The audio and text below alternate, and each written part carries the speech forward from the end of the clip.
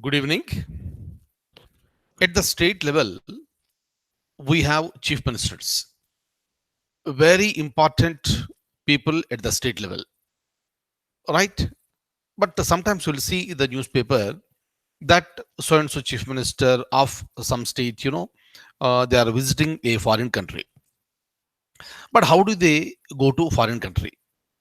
Is it just like a common man, right? By holding a passport and taking permission in the form of visa, right? So by taking the visa, can we go to other countries? But what about the so-called VIPs? And especially when it comes to the chief ministers, this is very, very important. It is not just that they are taking the visa papers and going to some other country. There is a process. There is a process with respect to the chief ministers visiting some other nations. And why I am discussing this one with you today is that very frequently some ministers at the state level and some, the chief minister at the state level or other ministers at the state level, they face a difficulty in getting the permission to visit some country. But what is this difficulty? So when they are so powerful people, so when these are considered to be the VIPs, very important persons, what is the problem for them? Right? So for example, if you look at this, one of the chief ministers in the country uh, wants to visit Davos. Initially, what happened? They wanted to go with a group, and central government said, you cannot go with the larger group. But later, the permission has been given. So now we are interested to know how exactly, the chief minister or his staff will be visiting some other country. Because these people are very, very important people, just like that they cannot go. Their security is very, very important. That is the reason why this is the place where the central government will play a crucial role. If you look at the central government, which is headed by the prime minister, but the prime minister is assisted by various offices. But one of the very, very important offices is the prime minister's office. Another important office is the cabinet secretariat. If you look at the prime minister's office, so-called PMO, very frequently it appears in the newspaper. PMO is headed by principal secretary, and cabinet secretariat is headed by cabinet secretary, and this gentleman is considered to be the senior most IAS officer in the country. Since the prime minister is a very, very important person, apart from the cabinet secretary, apart from the cabinet secretariat, which is headed by the cabinet secretary, prime minister also needs the support for his day-to-day, functions. That is the reason why in the year 1947 itself, an office called Prime Minister's Secretariat was created. In the year 1977, it has been renamed as Prime Minister's Office, or simply it is called PMO. But according to the rules, what happens? A chief minister, whenever he wants to visit other nation, you need to fill up a form, and the form has to be forwarded to the cabinet secretariat. But in reality, these are the rules, right? So to go to cabinet secretariat headed by cabinet secretary, seek the permission. But in reality, what happens? The chief minister fills up the forms, and those will be forwarded to the prime minister's office. Meaning you need to intimate the prime minister's office, because one of the very, very important persons in India wants to visit some other nation. Then what happens? So during that particular time, the PMO will forward the same to Ministry of External Affairs. So what is the same? It is a request that is forwarded by the chief minister expressing his interest to visit a nation for so and so purpose. So from PMO, that will be forwarded to Ministry of External Affairs. So this is an agency, so which will be this is a this ministry that will look various issues with respect to external affairs, and whatever may be the country that the chief minister wants to visit, Ministry of External Affairs will forward the information to Indian embassies over there. There, the Indian officials who are working over there will verify the details, right? Where the chief minister is going, and who is the host of this chief minister in that country, and what are the credentials of that particular host. If everything is fine, then Ministry of External Affairs will inform the same thing to the Prime Minister's office. Then PMO will take the final call and the permission will be given to the Chief Minister to leave for other nation. But if the character of the host is dubious in nature, then obviously Ministry of External Affairs will recommend the same to the Prime Minister's office not to give the permission. It happened in India, various number of times, because the security of our person is important, right? Our chief minister is very very important. That is the reason why some ministers have been denied the permission like this. Clear, very very important. So this is the procedure how a chief minister will be going to some nation. It is not just like this is taking the visa, come on, take the ticket and travel over there. No, since these are the VIPs, lots of restrictions have been imposed, and that is for the security, for protecting our own interest, our own person from all type of threats. Clear. So this is one thing. Another thing I would like to tell you today is that yesterday I was discussing with you regarding this Chinese mission, a lunar probe, right? Rover has landed on the far side of the moon, right? We discussed all the points, so we are not going into the details once again. But latest news is that that rover has been that rover has been named as U2, right? U2 is the name that is given to the rover, so by Chinese authorities. Fine. So kindly remember, they may ask you in the examination, what is U2? Okay.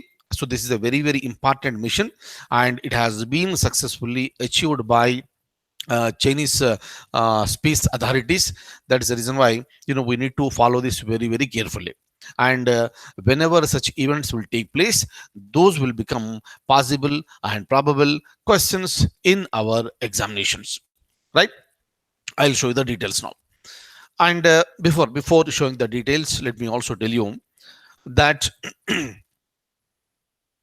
with respect to Swachh Bharat Mission, Swachh Bharat Abhiyan, we all know what is this. So very frequently we also discussed regarding this, during our current affairs sessions. So, but when it comes to Swachh Bharat Abhiyan, it was launched on October 2nd, 2014. We all know that. Right after Mr. Narendra Modi became the Prime Minister of India, he launched this mission called Swachh Bharat Abhiyan or Swachh Bharat Mission.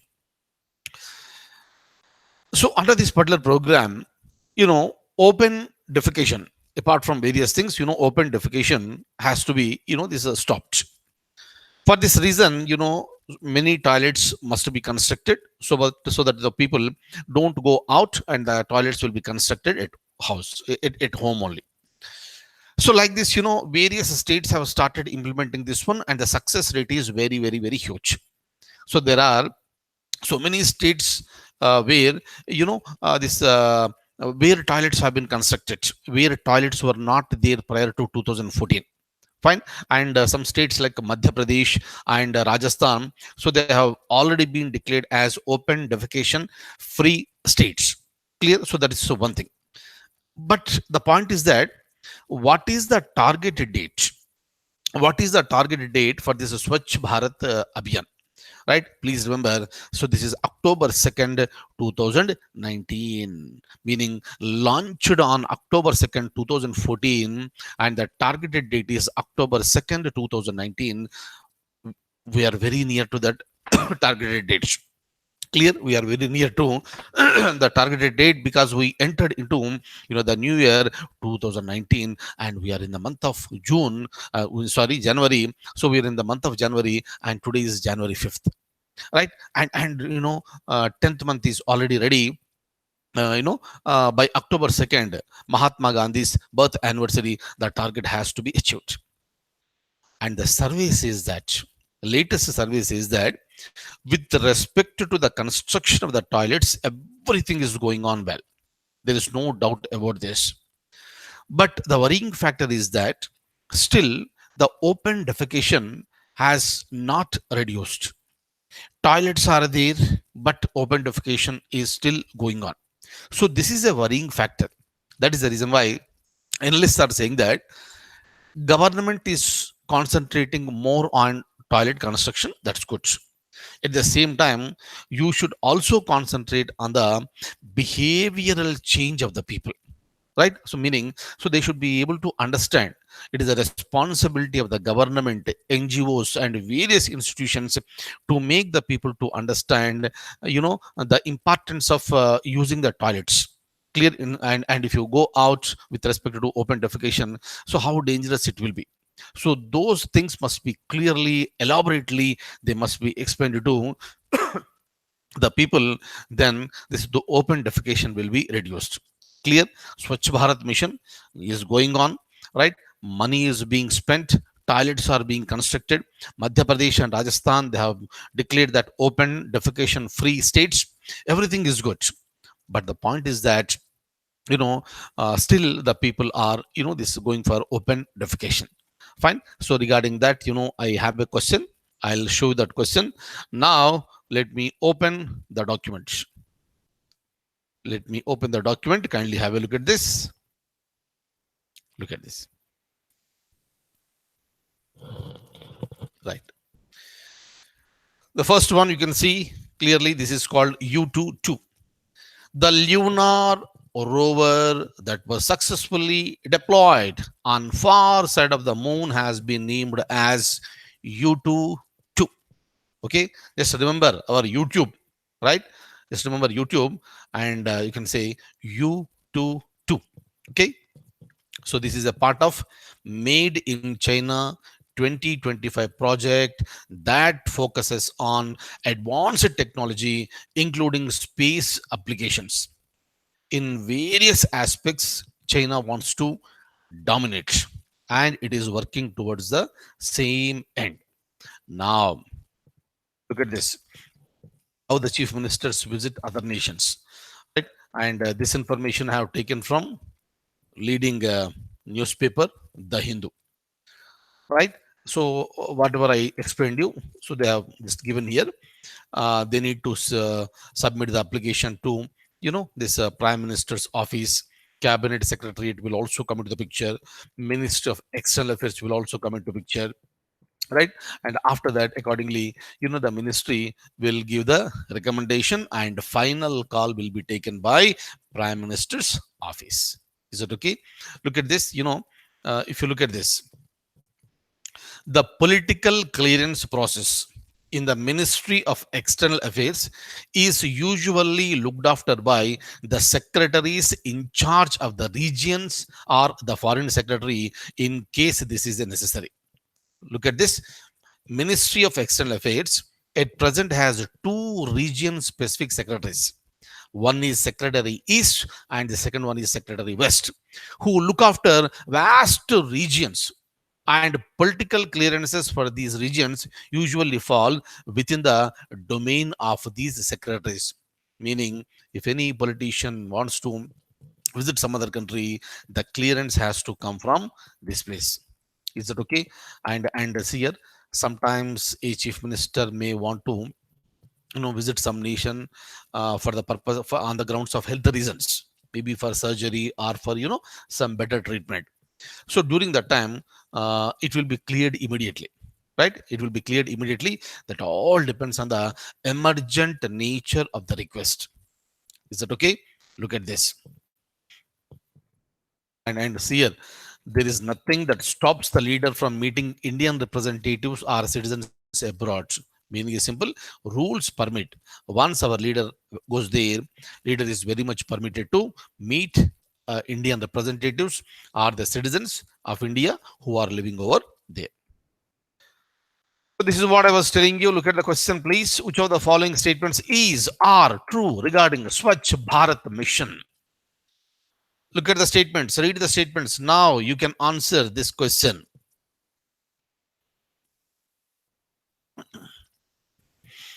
It was launched by the Prime Minister on October 2nd, 2014. Right? Statement 1 is right.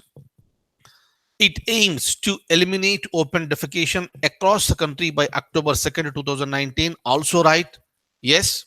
So statement number 1 and statement number 2, both the statements are right. Look at this. According to this mission, Madhya Pradesh and Rajasthan are already open defecation free states. They are called ODF states, open defecation free states. That's also right. The mission has been more successful at a toilet construction than at a driving behavior change. This also we have discussed. So this statement is also sorry, this statement is also very much right.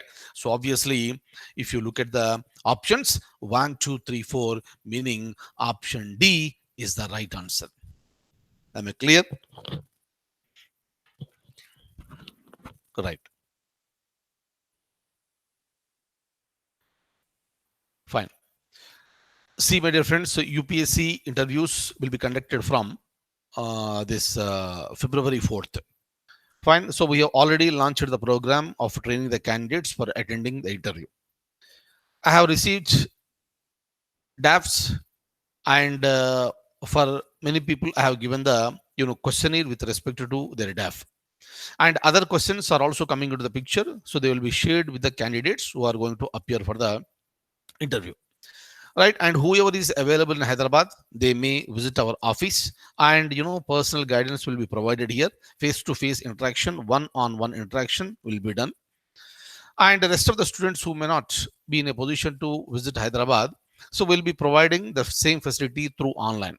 Right, so through this internet interaction, will be providing the guidance, and we have a wonderful team of experts, and that team will guide you towards the success.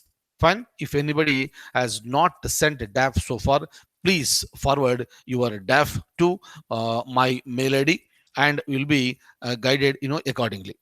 So look at this, and I'll be showing you this. You may have my this mail ID. You may take a picture. You can look at my mail ID there, or you may send your DAF to my mobile. This is the same. WhatsApp number is also same. My mobile number, WhatsApp number, both are same.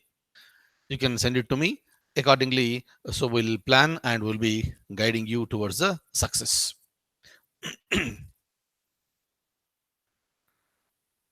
So that's all for the day. Thank you so much for being with me this evening. And I wish you all very, very good luck and have a wonderful, wonderful weekend. And I'll see you in the next class. Thank you so much. Take very good care.